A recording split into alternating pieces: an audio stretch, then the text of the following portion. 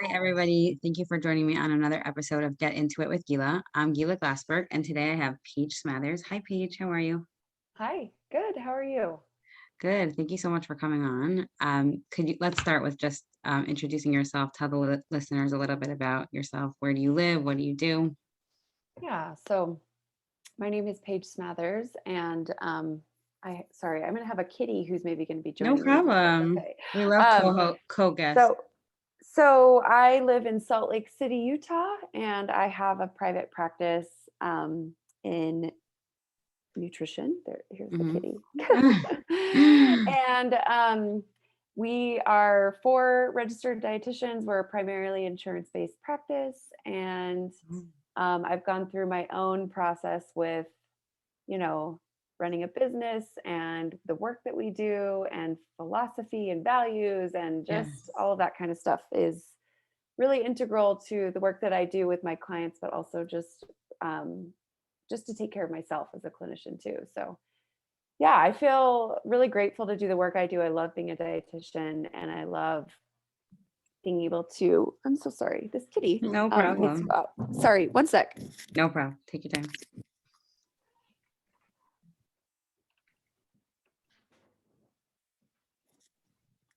Sorry, sometimes he can just sit calmly on my lap and sometimes he wants to like play. So sorry No about that. problem. No problem. Yeah, so um that's who I am, that's what I do. And then personally and privately, what I like to do with my free time is I live really close to the mountains. So I love to be outside, I love to be in nature. And I have 2 little girls and a husband, and I'm really into hobbies. I'm exploring who I am outside of work too, which is a lot of fun. So Hmm. kind of the gist. Got it. Okay, so you live in Salt Lake City. Did you grow up there? No, I grew up in California, the Bay Area. Could I ask how did you end up in Salt Lake City? I don't know anyone Yeah. that lives in Salt Lake City, so. Okay, yeah, no problem. Well, actually, I was raised Mormon. I'm no Mhm. longer practicing. So I went to BYU, and that's where I met my husband. And if you don't know, BYU is a um, LDS church run university. So I came out here to finish up my schooling and then met my husband. He went to grad school at the University of Utah. And so we were hanging out here, staying here. And then it was just kind of like, where else would we go? Because Right. it fits our lifestyle really well. Um, but for those who don't know, leaving any religion is hard, but especially one where there is like a lot asked of you, and Mhm. it's pretty much your community and your culture and your support system. So it was pretty traumatic. I actually don't Mhm. usually talk publicly about it, but I'm in a place now where I'm kind of like just going to own Yeah. what brought me where. So yeah, so that was about we both left together about 6 years ago, and that's actually why I started podcasting. Was sorry, you didn't ask this question, but I'll just talk No, about it. go for it. It's so much easier when the guest speaks. So when I was leaving my religion, losing my religion, struggling with that, it's hard to overstate how difficult that is I because mean, there's I so much. understand as a Jew, just like when you leave Yeah, like the Jewish faith. I mean, I for didn't, but I'm saying I could understand if somebody would, it would be very traumatic. yeah, for sure. And it's hard as even if you're like a very open-minded person inside of a religion, as I was when I was in my religion, like I fancied myself very open-minded, but what happened was just learning how difficult it is to leave. Like it's just such a different perspective. Mhm. And it was very, very, very challenging, like in every way, because there are so many kind and compassionate and wonderful people in my religion, but slash and there is so much said about people who leave, and there's Mhm. so many assumptions made about who you are and your character and your goodness and your value and your worth. And so leaving and knowing that other people were thinking that about me and possibly um, just feeling negatively toward me and dealing with all my people pleasing stuff that I was raised with and just as part of my personality. Anyway, it was very, very challenging. And so I actually turned to podcasts as a way to sort of find support and community. And in the process, like really found so much value out of it that I decided I wanted to give back, but I wanted to do it in a way that was like more true to what I am good at and what I know about. And so that's why I started my podcast in 2015. And here I am. So it is a big part of my story. It's not something I talk about publicly very much because, or I didn't. I'm fine to talk about it now, but it is such a tricky thing living in a place with that's primarily and predominantly the religion that I left, right? Because now people may assume that they think, that they may know something about me that isn't true, or they may assume that I'm negative toward them, or I don't like them, or I reject their life, which I don't. And so I've had to occupy this space of being really thoughtful about how I communicate and how I still am able to serve the people in my community and maintain a sense of trust, because there is this tendency to kind of be like, if you leave, then that means you hate me or you hate what matters to me. And so there's a lot of what I talk about with food and how I run my business that's very much informed by my experience with leaving my religion and also still living in the heart of Salt Lake City, where the headquarters of the church are and where a lot of Mhm. people are practicing members. So that's kind of the gist. That's really interesting. I could ask you like now. I could go in a million different directions. So we have a whole hour. So There's always so much to talk about. I know. actually what you said, what I have a few things that I jotted down, but the thing that's I always say that intuitive eating overlaps with so many areas of our life, right? So like let's say I always try to like give a statistic like a breakdown. Like I would probably say like 95% of the world is still in diet culture. And then there's like that 5 to 10% of us like trying to break that barrier of diet culture, right? I don't know if I'm right, but like still kind of feels like that. Yeah, it feels like that. I'd say Yeah. that's the way it feels for sure. Yeah. Yeah. So it's definitely, becoming more like when I ask people, have you heard of intuitive eating? They're like, yeah, I heard of it. It means like eat whatever you want. I'm like, not quite, but you heard of it. Right, right. But no, but then I'll hear people tell me like, oh, I'm a nutrition student. I'm taking a class on intuitive eating. Like I'll hear things like that too. Mhm. But yes, like it's kind of like when you grow up a certain religion and then you leave it.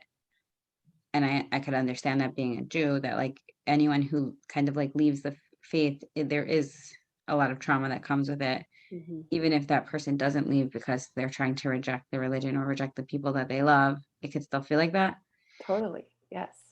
So, because I mean, I don't really know anything about being a Mormon at all, but I know that being a religious Jew, it's your entire life is about being a religious Jew, basically. Of course, you Mhm. have your job and your whole life is about being a Jew, really.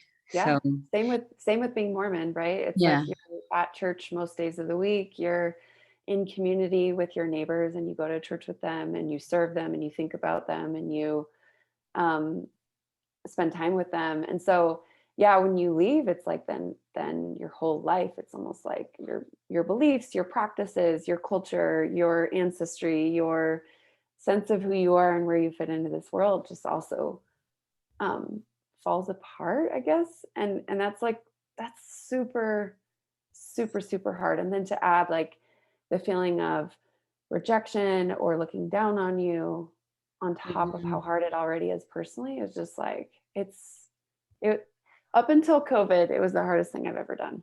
And I Wow. haven't had a super easy life. So Right. Oh, that's wow. a lot. Yeah. And like you said, like you're basically saying like it was your like the biggest part of your identity. So like can't you I could see that overlap with people who diet. Like that is the Absolutely. biggest part of their identity, like maybe outside of being a Jew for the clients who I work with who are Jewish. But like, yeah, like they're the person who when they go somewhere, everyone knows to get them special diet food, or they're the person that like knows to ask diet questions, or they're the fat person or they're the skinny person, or it's just their identity. So like I could totally see that overlap and how that would totally inform your practice. Yeah. um Yep. well, how did you get, I might have heard this on a different podcast, but I don't remember, and my listeners don't know. So how did you become interested in nutrition to begin with? Yeah. I actually decided that I wanted to be a dietitian when I was 14, which is kind of a strange story. And I just never changed my mind. I went to a career day in high school and I listened to a dietitian talk about her job. And I was like, that's what I want to do. Hmm. And growing up, I was really active. I was an athlete, and I just found it interesting to think about, when I eat this for lunch versus that for lunch, I notice I have more energy in my game. What's that about? I also was raised, my mom is a really great cook. And so we ate lots of really yummy food. And so I liked to cook. I loved to sit on the counter with her and see how she's combining ingredients and see how she's stirring and how she makes this and how she makes that. And it's just always been something that I've enjoyed being a part of.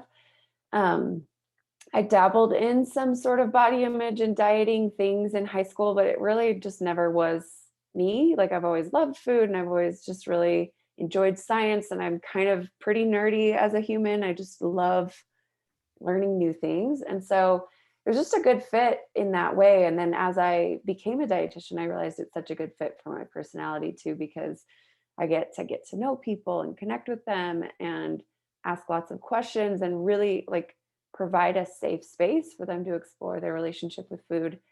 I didn't know that at the time, but that's become like my favorite part of my job, is just I get to kind of be like a therapist, but I don't have to talk about all the things, just the food and body things. Right. Yeah. Although all the things come up when All the things come up. I just yeah. don't provide interventions around all the things, which is Right. kind of nice. Yeah. Yeah. I can totally relate to that. I feel like a therapist, but also not. So that's Yeah. good. Yeah, exactly.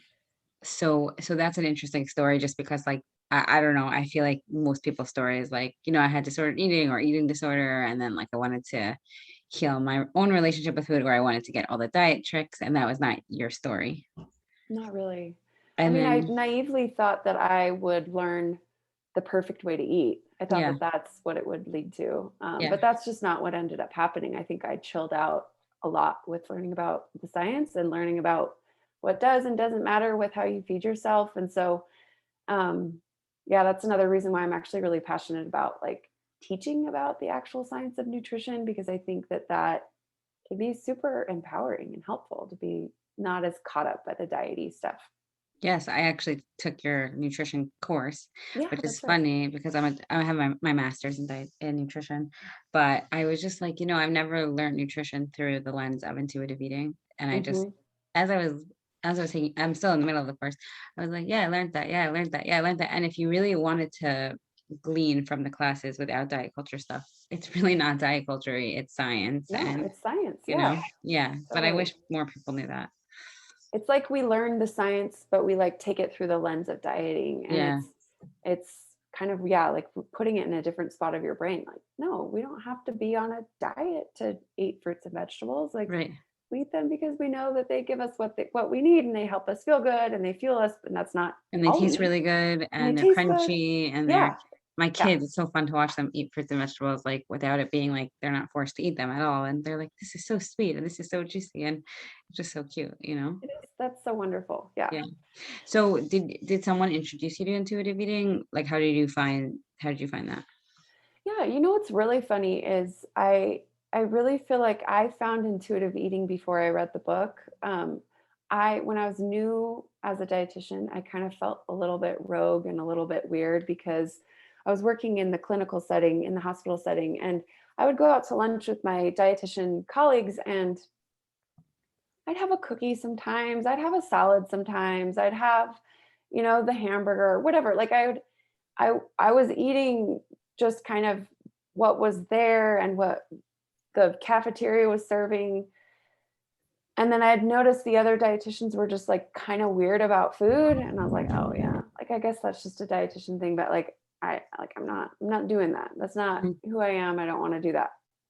Um, there were also like a lot of experiences of dating my husband and then being married and combining our food lives together, and just kind of, he taught me a lot about like honoring fullness. I grew up in a house where it was impolite to not just like be stuffed after a meal, you know? I was gonna ask you, was there diet culture in your house? Or I guess Yeah. that was yeah. Oh yeah. Yeah. So I was raised 50-50 at my mom's house and my dad's house. My parents are divorced, and there were different food cultures in both houses, but they were both, I don't talk very much on my own podcast about this because I know my parents will sometimes listen, but like they were both problematic in their own ways. Mhm. But yeah, And we've since had conversations, and, you know, I recognize everyone's learning and they were doing their best. And there was a lot of like fat shaming and a lot of diet culture stuff, a lot of weighing, a lot of kind of comparing, trying my pants on, being like, my pants fit, your pants fit me. Mm-hmm. Kind of like, woo, that kind of jacks you up as a teenager.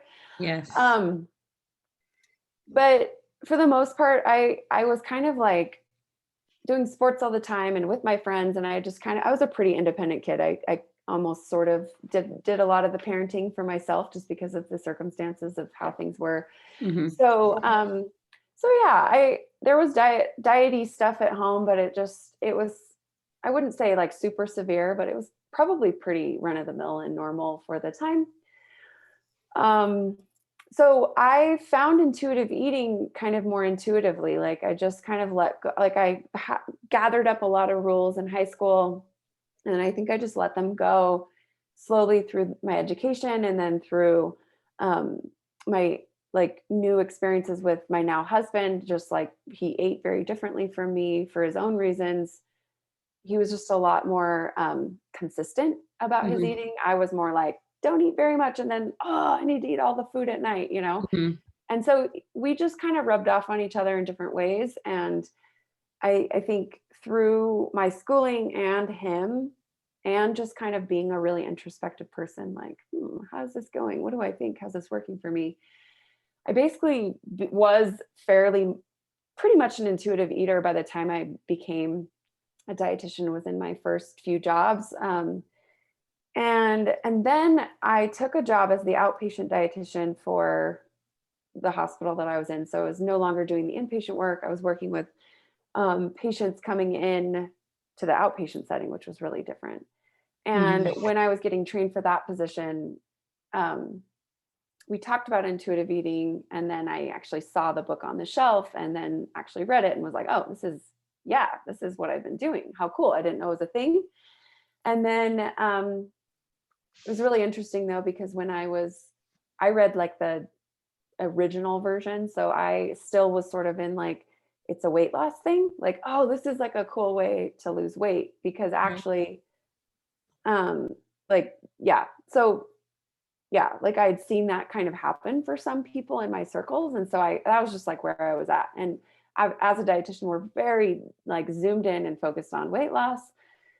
And so it took me a little while to like really let go of that and really learn why that probably isn't a helpful way of looking at it, and where I've really landed in a space of like, philosophically, health is very different from weight loss. They're not necessarily the same thing. And as a dietitian, I'm promoting health and good quality nutrition. And whatever happens with the body as a result of that is what happens. I'm less invested in making promises about what someone's body will do with Mm-hmm. acquiring healthier habits. So anyway, some of the Got health it. at every size and intuitive eating dietitians can kind of make it sound like they don't care about your health. Right. And sometimes people can interpret the message as anti-health. And so I just feel really strongly, and I've checked in with myself over and over again about this, like, no, that's my job. Like, I want Right. to help people eat in a way that supports their health and well-being. Like, absolutely, that's 100%. my job. Right. So, Yeah, I think that it's just one of those things that's really hard to, like, you can't teach intuitive eating from one Instagram post, like eat this, don't eat mm-mm. this, or like intuitive eating isn't about weight loss. Okay, so what is it about? Like it's just Yeah, confusing. It's one of those things that it like is that's why, confusing. yeah, like that's why podcasts are so good, or like books, or people don't want to do all that research, but like it's not just one of those things that you just like hear once. You know how it's like when people come to the Yeah, office, they're like, I heard about intuitive eating, so I could just, of course it's about health, but people, it's hard for people to separate weight loss and health because it's just that's been their culture forever. totally, totally. Yeah. And that is like a huge chunk of the work that I do in my one-on-one sessions, is like separating that and Mhm. working through the distinctions between honoring our health and dieting for weight loss. They can feel very similar. And even sometimes the way that you nourish yourself or take care of yourself or honor yourself from an intuitive eating place, sometimes, and this is going to sound like really like nuanced, so we can talk about it if you're like, what do you mean? But sometimes it ends up looking similar to what you did when you were dieting, right? Like, Right. Right. oh, I go grocery shopping every week. Oh, I Mm, make sure that I have a plan for what I'm right. eating. Right. But like there's just more flexibility, there's more gentleness, the intention is different, Yeah. the like mindset, the reasons, right? Like, and or maybe some of the choices do look different. Maybe you're Mm-hmm. like, no, I need to eat a cookie right now so that I Right. can have that freedom. Mm-hmm. But that sometimes throws people off, because they want it to like be completely opposite or look completely different. And it's like the truth is it's more in the gray area. Like Yeah.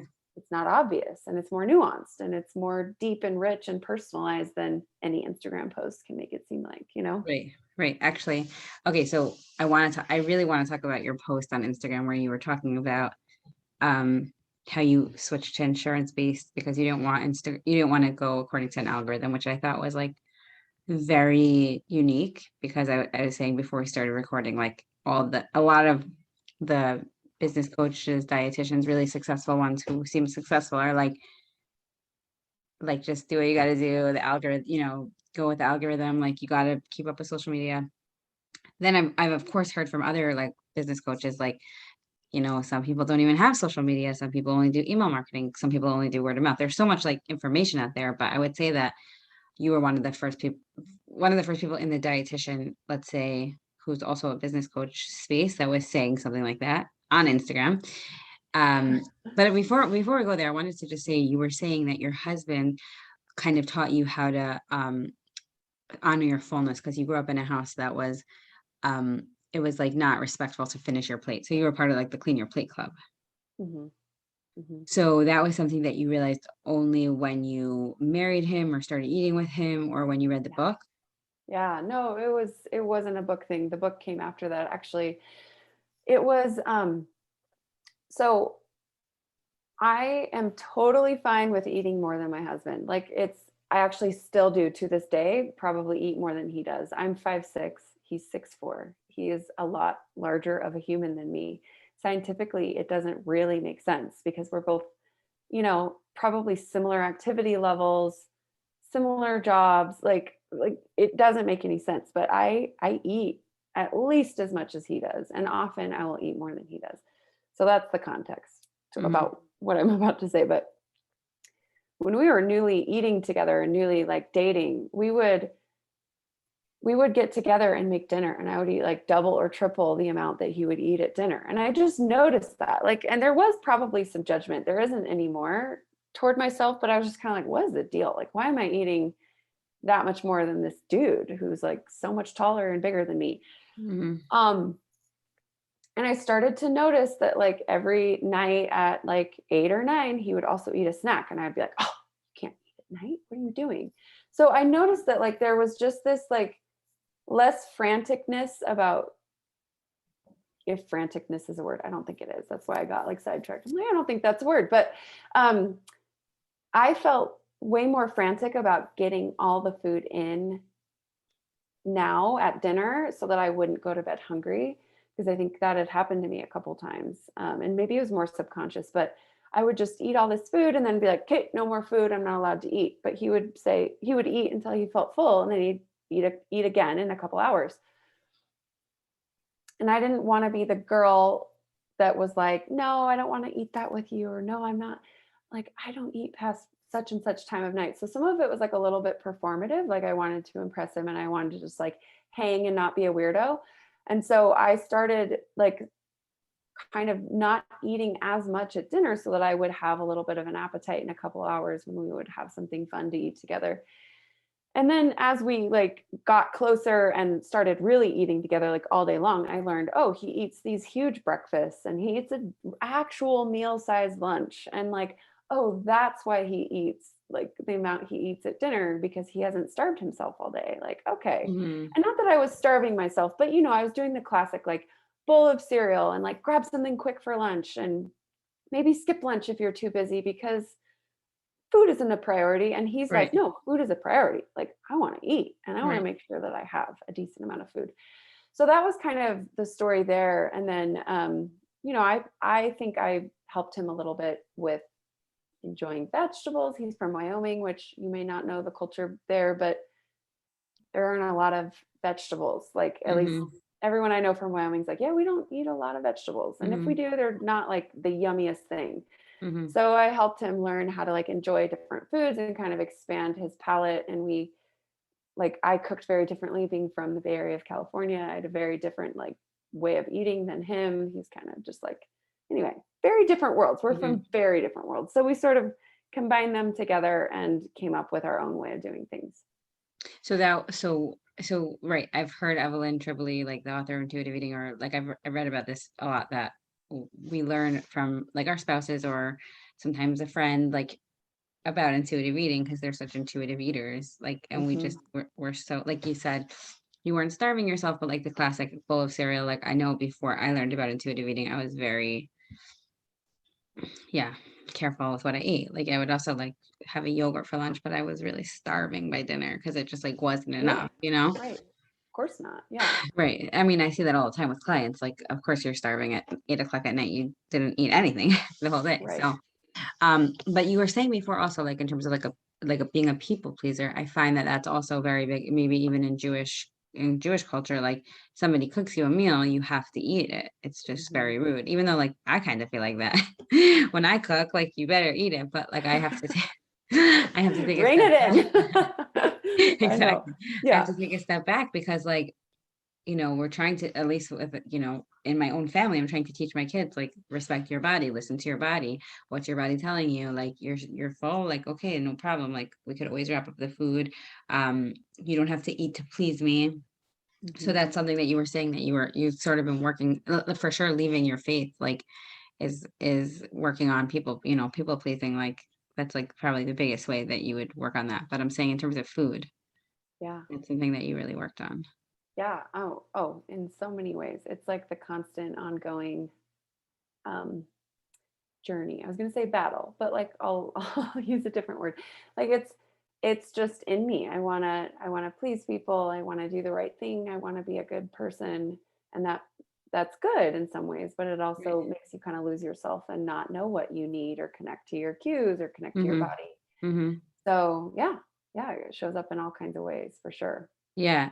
So as a side note though, like, do you find that now that you're a mom, like you also like are offended that your kids won't eat your food, or like you totally work through? I'm actually curious. Like we sort of like Um absorb our parents' messages by osmosis, you know? Yeah, So we do for sure. I think, what's interesting is I had such different cultures at two different houses that I don't really feel as much like when I hear other people describe how much their parenting, their parents' words or ways kind of still come out in them. I just don't really feel that way as much. And I wonder if it's because I was raised in two different homes. And so nothing was very consistent. Everything was like one way over here and another way over mm-hmm. there. So Mm-hmm. I never got very stuck in one way of doing things.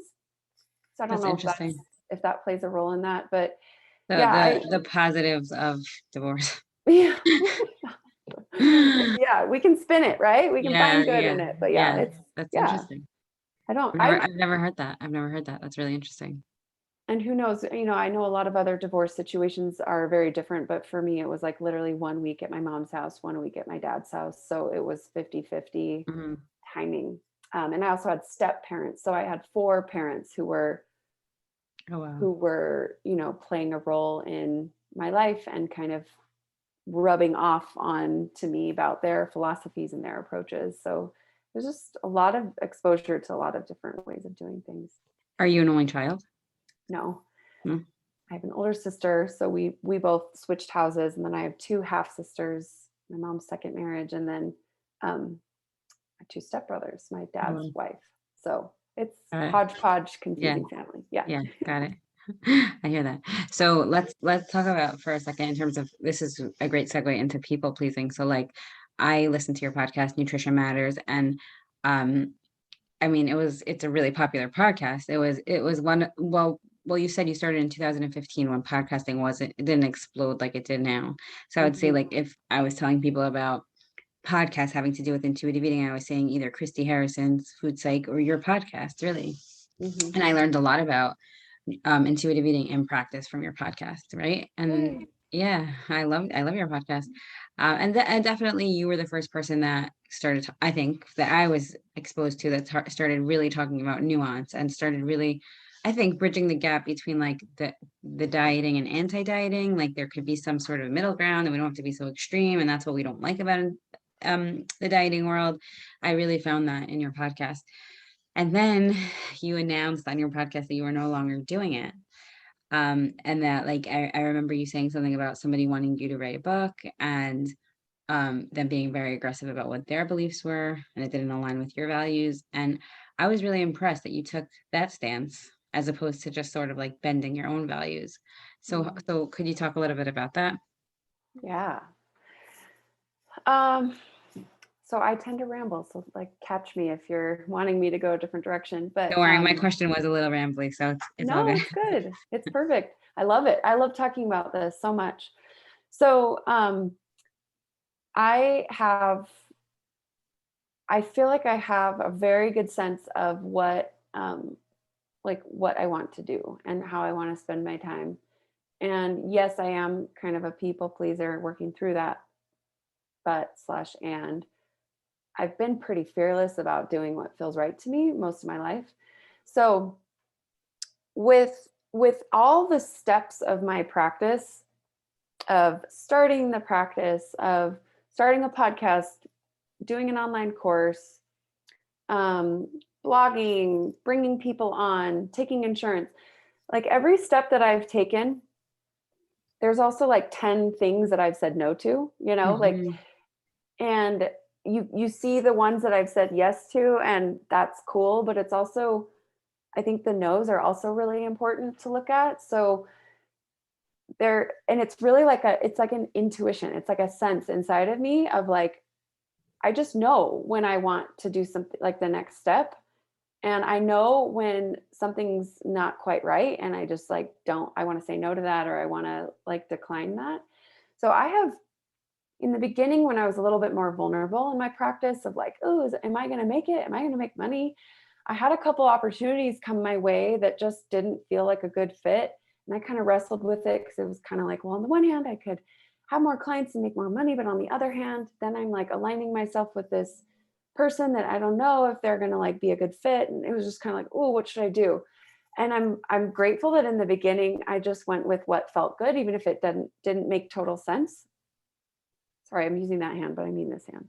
Anyway, um, and so I just went with the thing that felt right to me. And then I just saw that benefit me like every time I did it. So it was like a little bit of a leap of faith in the beginning.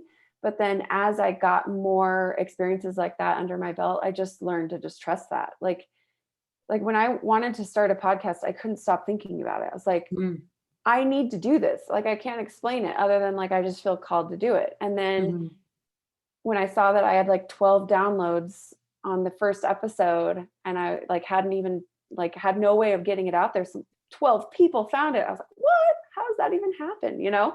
So I think that it's like really important ongoing work, at least for me. It feels like almost even like a spiritual practice of like, when something feels right, do it. And also know that like it may feel different later. And the work of letting go of your ego, and like maybe people used to kind of hear my voice and know me and think like some people thought I was terrible, but some people thought, gosh, she knows what she's talking about. Like that feels good for sure. And so letting go of that when it no longer felt like something I was excited about, or like it actually felt like a dread, like a drain. And I knew that I could be making a lot of money off of it because of the amount of downloads I would get. But I knew that that wasn't free money, right? I had to hustle. Then if I accepted advertisers, then I would have to start podcasting about topics that I knew people would click to download because that's how I would get paid. And I just like the whole thing, it just became too big, too much, too scary. And also, frankly, it's very hard to talk publicly in today's like climate. I'm scared of saying the wrong thing. I'm scared of getting canceled. I'm scared of like people being scary and finding out where I live and like being, I mean, it just, some of the emails, some of the like things that I would get like freaked me out, and I'm like, Believe it. am I doing this to be like in the center and like having a voice, or am I doing this to try to do good work? And I just started to, That's so hard. It's so hard because you get so wrapped into your ego. Like you could have, yeah, exactly, you could have easily just taken that and been like, great, look, people want it, I'll make money. And like to move away from that is like, I don't yeah, have but you know words. what? Like, I also, like, thank you for giving me credit for that. But like, I think it's even more simple than that. It was kind of like, I could hustle and stress and get all these crazy emails and like have freaking shame spirals that like make me have diarrhea for a week. Okay, I could do that and make money, or I could just work with real people. Right. Or you could just Like, not do that. it's And easier. yeah, I get that it seems all like wow. glamorous. And Yeah. to a certain degree, like I want to give myself credit. It is a big deal that I decided to do that. But on the other hand, it's like simple math. It's like, oh, it's that, or it's just having a well-run practice, working really well with my clients, doing good work, and then like, hey, I'm done for the day. I'm heading home. I may or may not even sign into social media. People don't know me. Who cares? Like, it doesn't matter. Mm-hmm. Yeah. So, Because you were on the trajectory of like, I would say, maybe I'm wrong, but just from what I see from like, let's say Christy Harrison or Alyssa Rumsey, right? Like two big intuitive eating professionals who like now are published authors, right? So now they're more, I would say like more famous, well known or in the field. Like I can't lie to that. That's a pull for me, you know, like I would want to be like, I mean, a part of me, you know, is like I want people to find my podcast and I want people to like me and I want people to, right? But like obviously, I mean, I just recently posted on Instagram something that I have in my planner that I wrote down like I create like content to help people and not to feel my ego, but like that's constant work because your ego is wraps up into everything that you do as a business owner, you know? yeah. Yeah. Especially social media. I mean, it's like a performance, right? Yeah, yeah, It's all a performance. yeah. I have a really low tolerance for that. Like, me personally, like, Hmm. I have to be myself and I have to be authentic. And there is very formulaic thinking in the business world, in the social media world of like, you do X, Y, and Z and you get this result.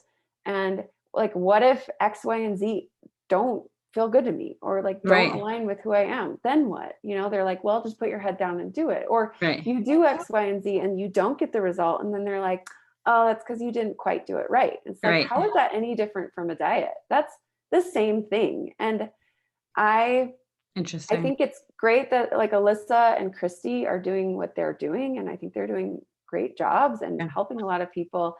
I also don't think that we all have to be doing that to be valid, right? Like, I totally. don't see how I don't know what they're doing in their practice or in their lives, but like, I don't understand how you could write books and be on social media and be so like in the fray Hmm. on the like big scale and also be doing the work, like Right. the work of the, and I'm not saying the work like it's different or it's better whatever, but like for me that's a priority. Like I love the feeling of helping someone see that what they're doing is just normal, like their Hmm. binging is a normal result of not eating Hmm. enough, and seeing them transform their relationship with food and like really feeling like I helped that individual and that trickled down to their kids or their family or their circle. Like, that gives me such a feeling of joy. And it's so much quieter and Hmm. no one knows about it. No No one fanfare. really cares. No Right. fanfare. But like if I check in with myself, honestly,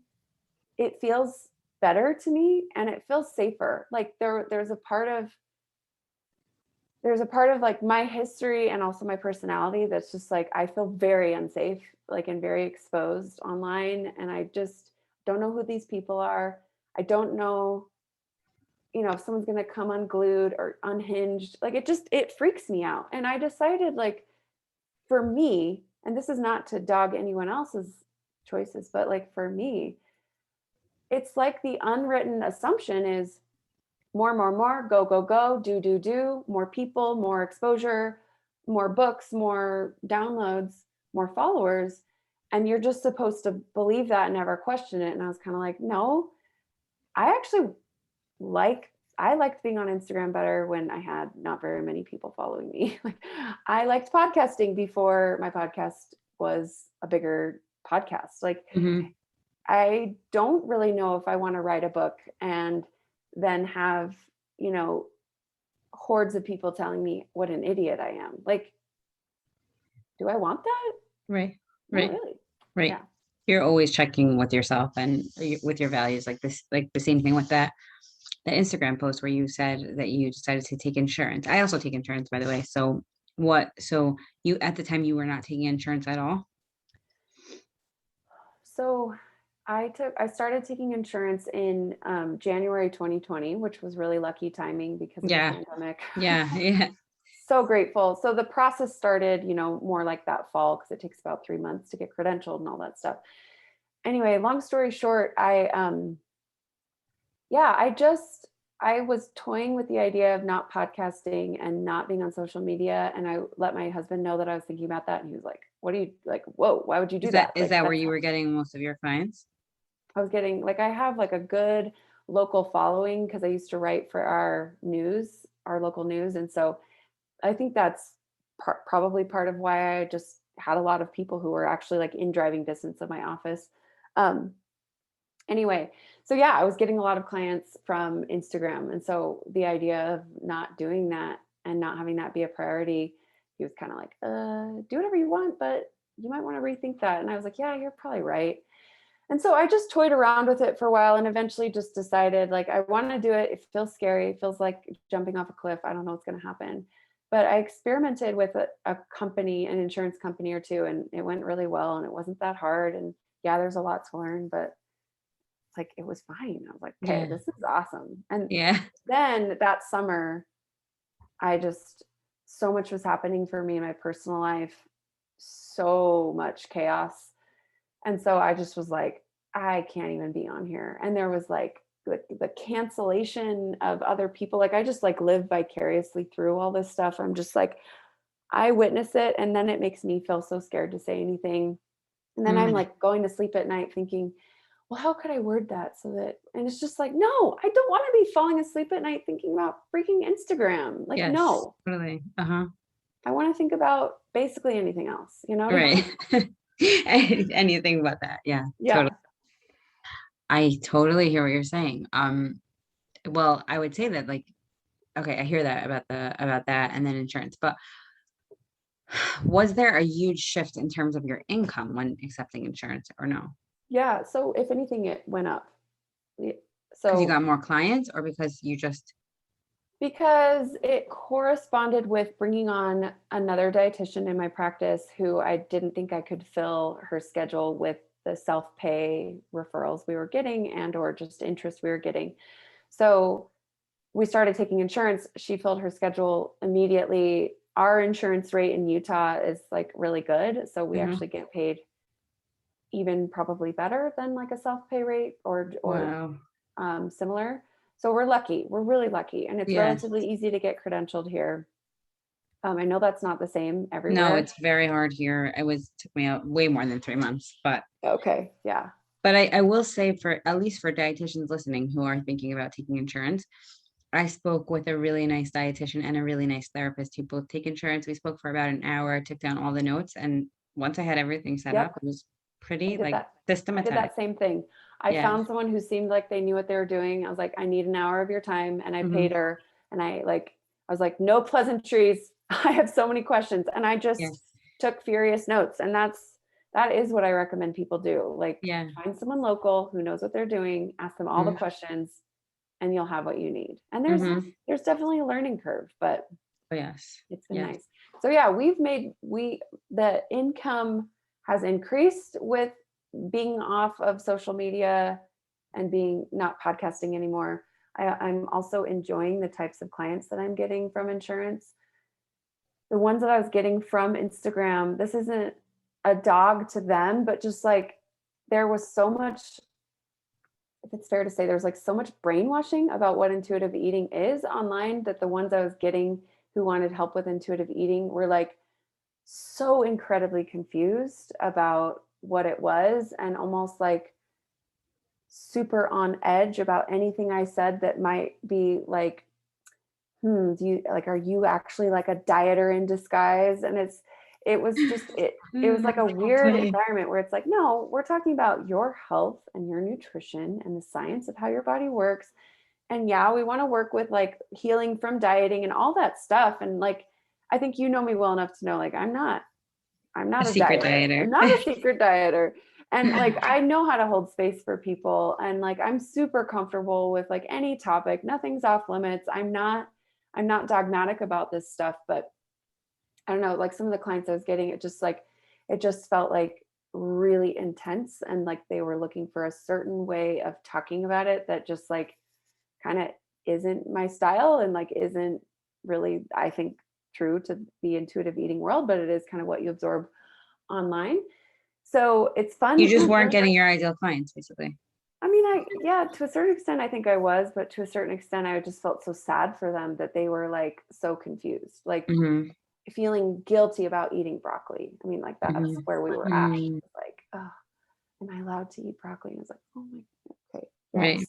Don't just eat broccoli. Right. Like, so yeah, it's just been a good shift. And I still pop on there here and there on Instagram. And I like to be able to kind of show people a different way, because what you're seeing on Instagram are the people who have decided, yeah, like this is what I want to do. And this is important to me to try to gain followers and stay on trend.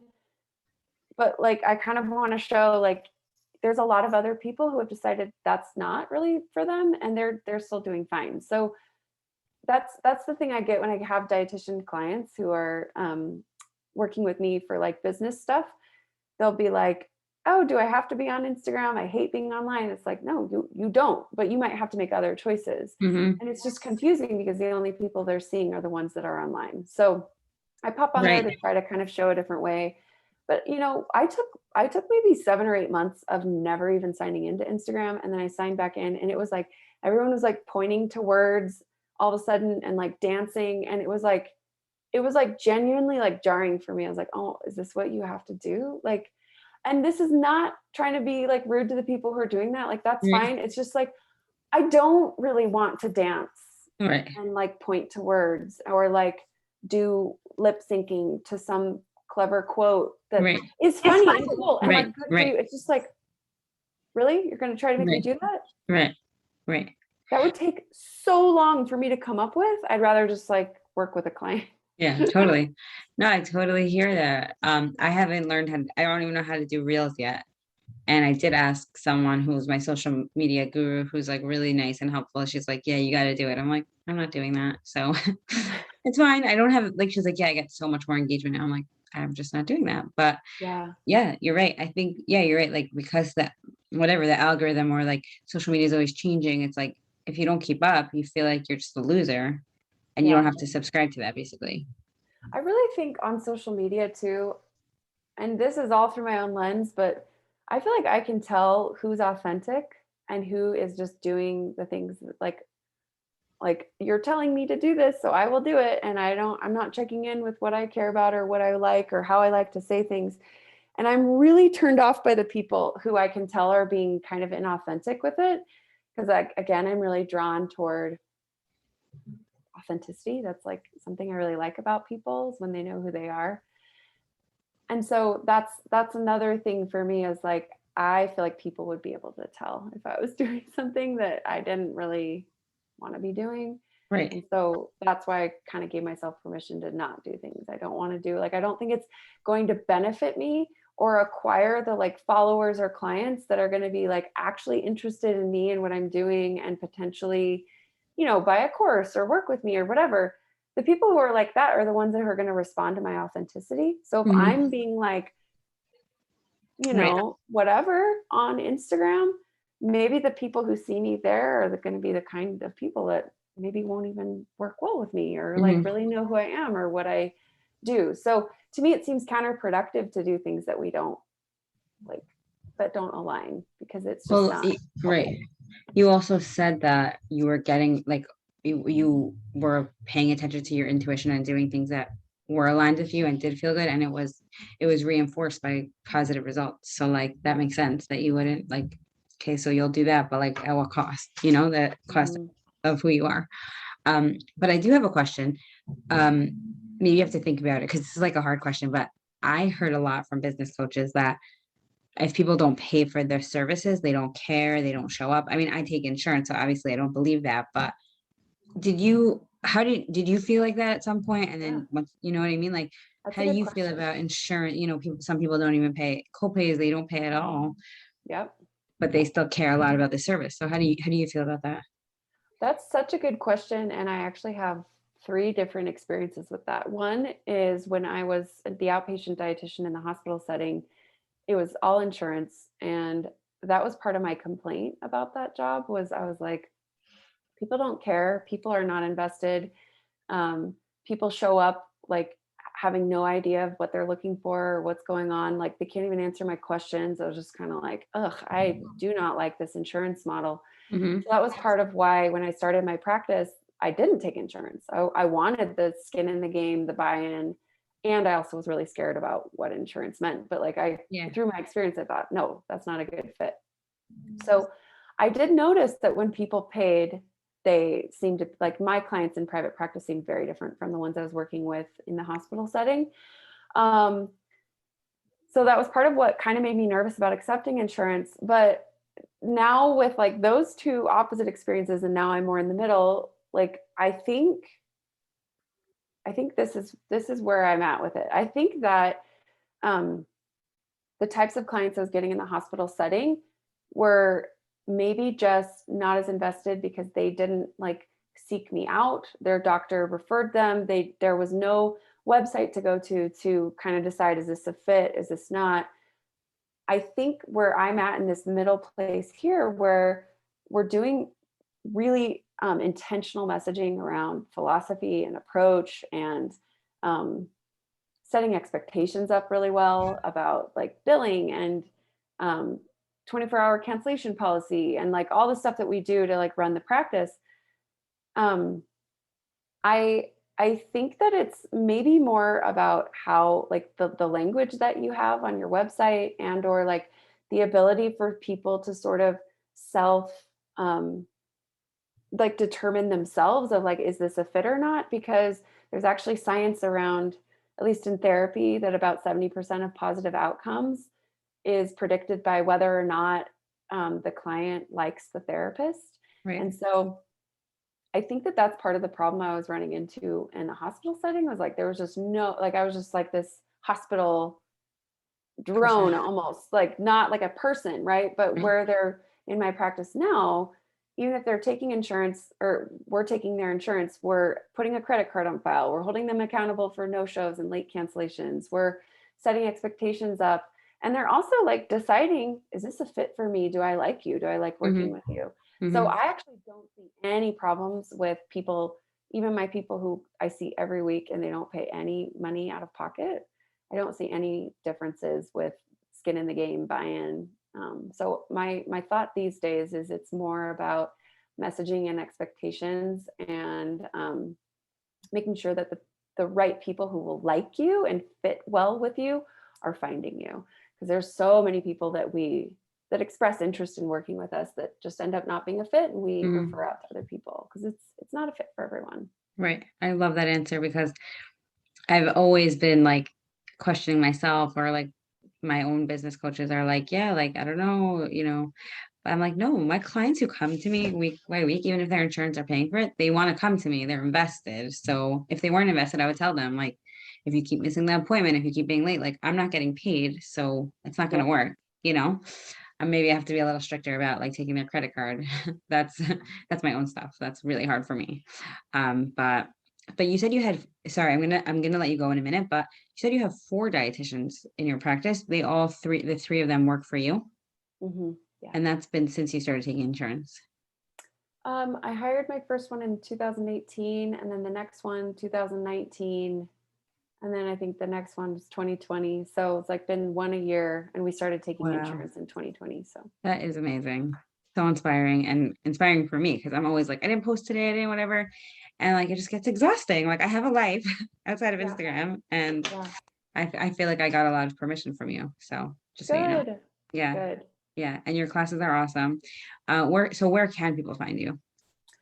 Our website is positive-nutrition.com. And we have, online courses there, and then also information about like our services, and a blog that's not regularly added to these days, but there's a lot of good stuff from the past, and we're hoping to start that back up again. It was just crazy during the pandemic to keep up with all the things. Mhm.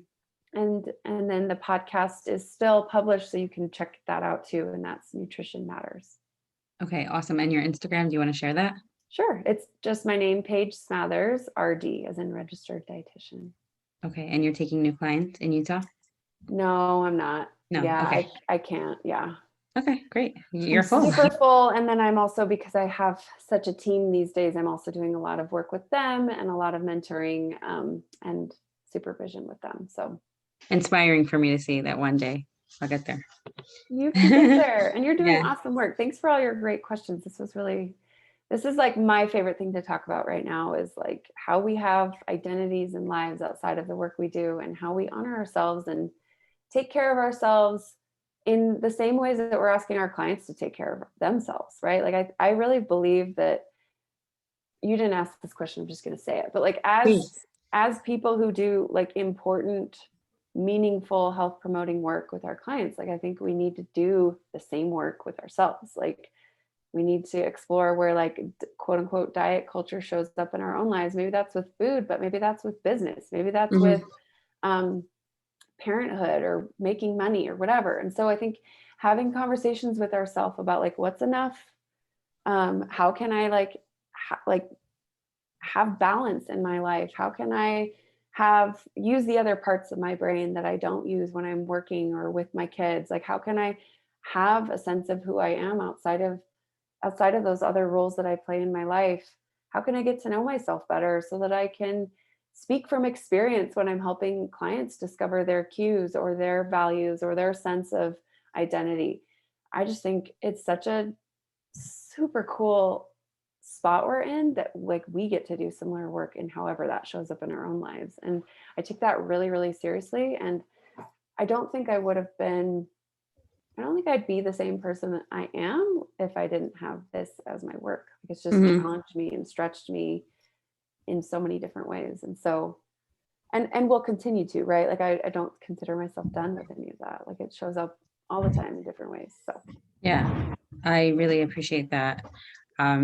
Yeah, like I said before, like your statement on the podcast, and then on Instagram, and I was like, yeah, like that feels so right. Like I don't have to do this just because I was told I have to do this by a dietitian business coach, or like, I mean, so many people also said you don't have to do it, but like, where was I getting sucked in? Where was it my own diet mhm. culture? And other dietitians have said to me, like, when I've asked them about my own like body image stuff, they're like, we're doing this work, right? Or like, it's the same journey, we're doing Yeah. it with our clients, not separate from our clients, which I hope people know that, like, we're all human and we all eat also and have food stuff and body stuff. And like, we're like in the trenches really trying to make a difference. So And on purpose, like how unrelatable and unhelpful would we be if we're like looking down on our clients, like from this high place of like, I have arrived and I right. know all the answers. It's like, that's again, 70% of positive outcomes are determined by whether or not the person likes who they're working with. So